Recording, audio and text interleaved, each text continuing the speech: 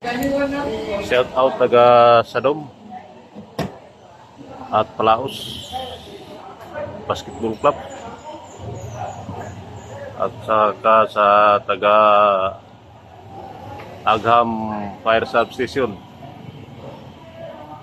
Tapos po tayo na simba guys, for God's blessing. Dito po yan sa Cagayan de Oro City guys. Ito po yung palabas na po tayo sa simbahan guys. Nag-uwian na yung mga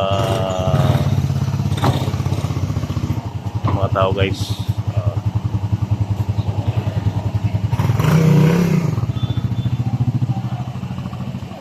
See you on next vlog.